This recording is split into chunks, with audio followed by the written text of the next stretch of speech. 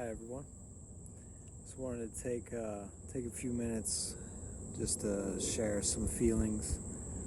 If I'm being honest, I've been really sad this week. Been processing a lot of grief around the recent report from the IPCC about the climate crisis as it is, the sort of prognosis for humanity. I've, for the first time in my life, been struggling with hope, and I don't think I'm alone in feeling this way, and just wanted to share some feelings. The IPCC, just for a little bit of context, is like an international independent body of the best scientists in the world, and the prognosis is pretty grim. It's understandable for a lot of us to feel sort of just numbed to all the news. There's always so much news, there's so much happening, but this is the first time when I've really been wrestling with finding hope out of all this, and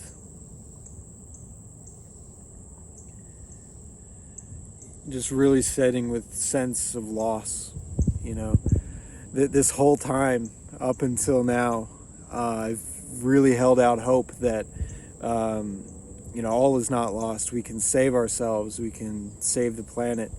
I've been just extremely motivated to do something about it, devoting my life to understanding and trying to act.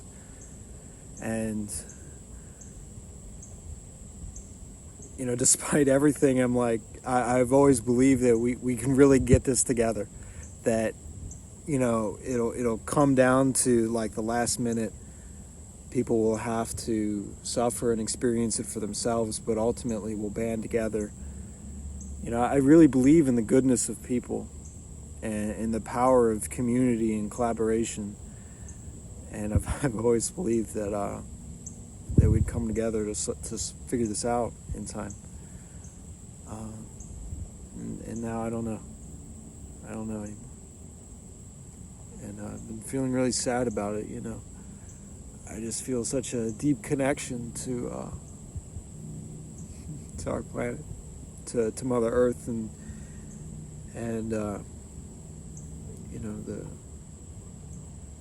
all creation, that we share this place with. And ever since I was a kid, going out, catching toads at night, naming them, like, I don't know, name some toad like Budweiser, things like that. I would used to make like little bug homes out of like moss and sticks and stuff, as if they didn't have a place to go home at night, right? Just always playing in the woods growing up. I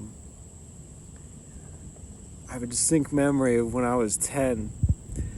We were in Florida on our family vacation. We went to Florida every year, and that night we were going to go out to the arcade. There's like this arcade that I loved going to as a kid. They had the coolest prizes and the coolest games, and it was just so much fun. But I wanted to stay in that night because it was the premiere of Planet Earth. This is the first time it was on TV. This must have been, I don't know, 2003 or something. I was like 12. Something like that. And I remember I wanted to stay in to watch it live. And I remember videotaping it on VHS, Just the joy and sense of wonder that I felt. I'd never felt anything like that before in my life. Up until that point, it was just so magical.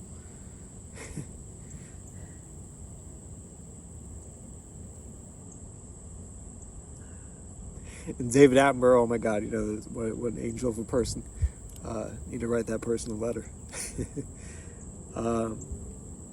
Yeah, watching Planet Earth for the first time, that really inspired me, to understand and just explore our world. Just filled with so much curiosity, and ever since then, I felt like this sense of stewardship that we have to protect this place, that this is the Garden of Eden. It's our responsibility to be good stewards and to also act, in the face of people who don't appreciate it, I try to have, as much compassion as possible. It's not always people's fault that they've become disconnected. It's like, where do we draw the line? Is it with farming or in industrialization or what? But it's not always people's fault. We live for the most part in concrete jungles. How is it supposed to feel like home when we go into the woods?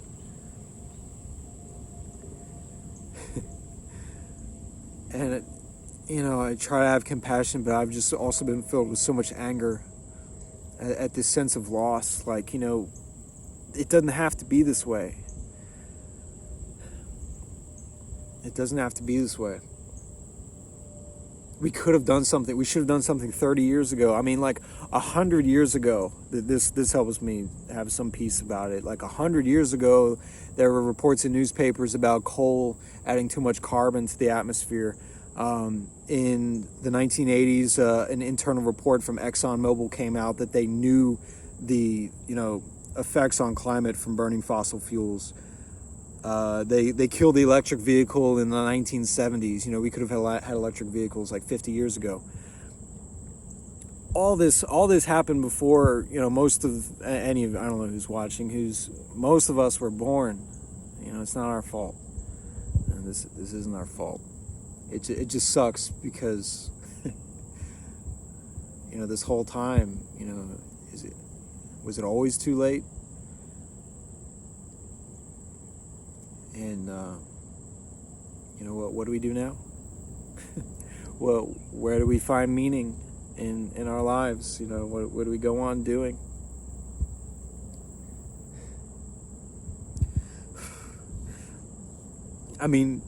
Just to go, I want to sit with all my emotions and share this with you if you're feeling this too, this sense of hopelessness. If all is lost, there's still things that need to be done.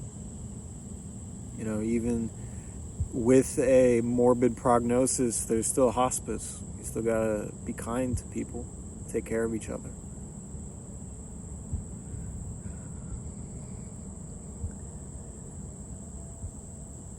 Still have to share joy and find joy in our lives, where we can. I think that's really important.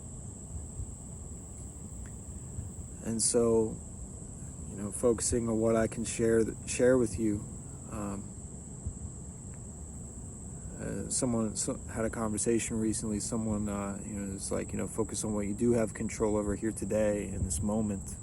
For me, I feel a little better sharing my thoughts with people. Working in the garden, working on a farm, learning how to grow food. I have control over taking deep breaths.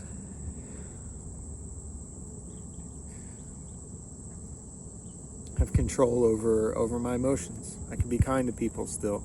We don't have to be bitter and numb ourselves to this, no matter how bad it is.